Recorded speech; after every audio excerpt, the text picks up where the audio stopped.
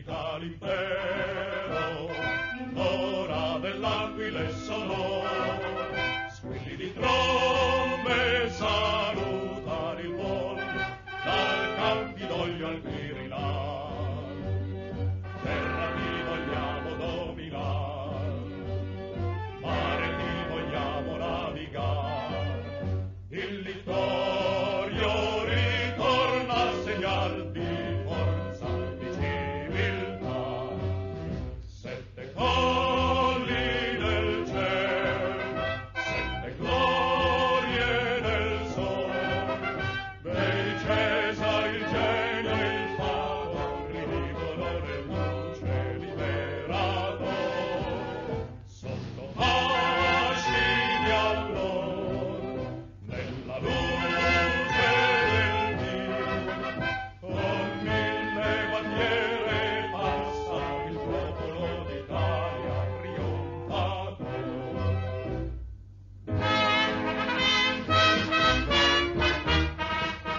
Io non so, mai possa tu rimirar più fulgida città, o sol, possa tu sempre baciar sulla fronte infitta i figli dell'urbe immortale. Viene suggellato il destino dell'Etiopia oggi, 9 maggio, 14° anno dell'era fascista.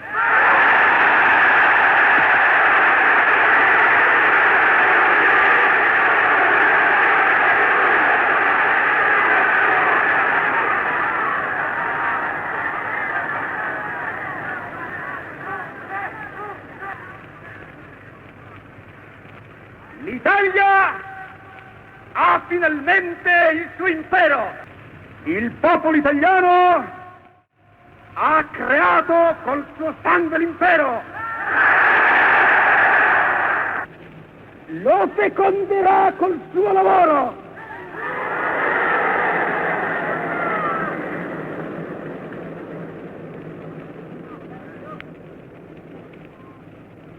E lo difenderà contro chiunque con le sue armi.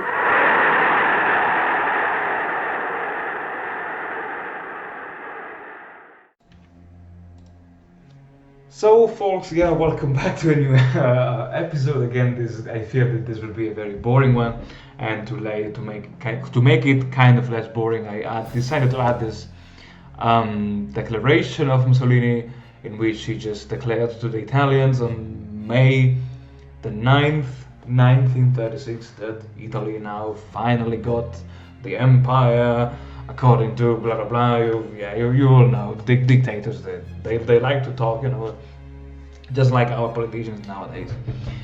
And so yeah, I said this would have been another boring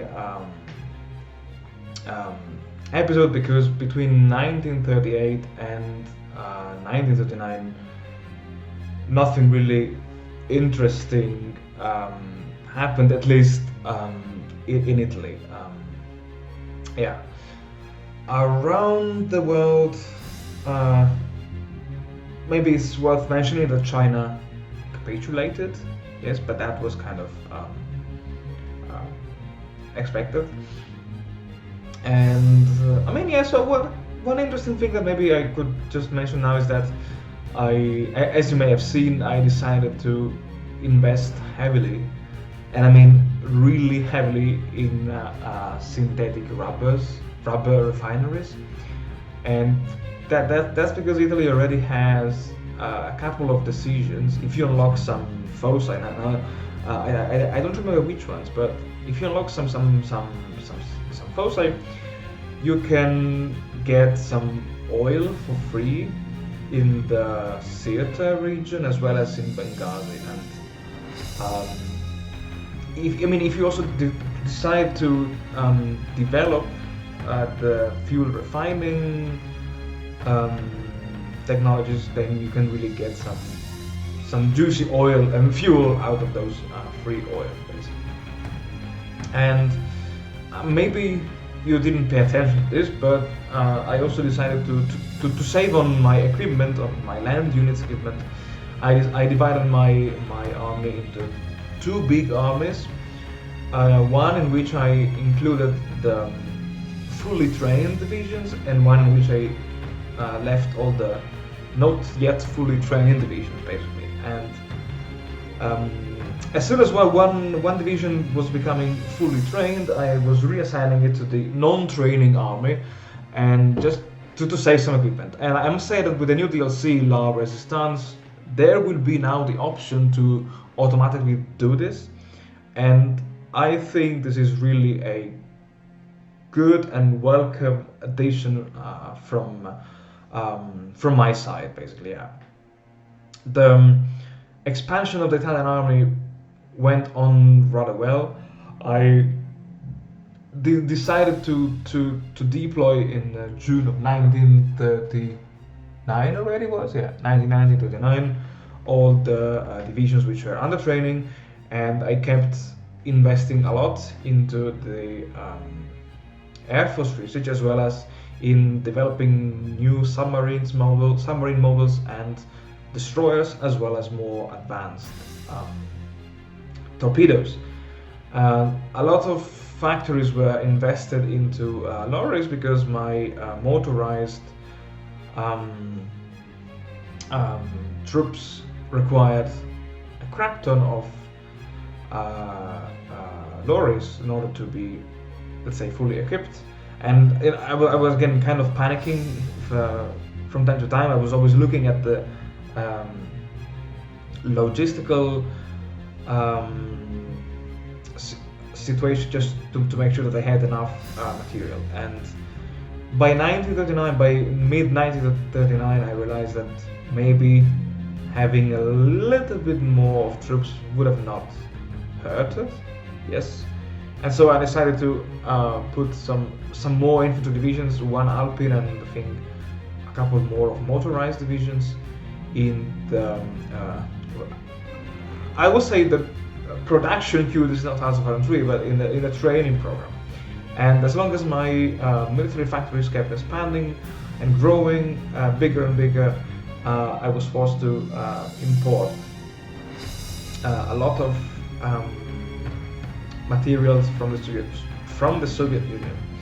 And my idea was that, okay, if I provide some civilian factories to the Soviets, maybe they can get a little bit more powerful, and maybe something will happen. And indeed, something did happen during Operation Barbarossa in 1942. But more of this will come. I don't want to spoil anything now. And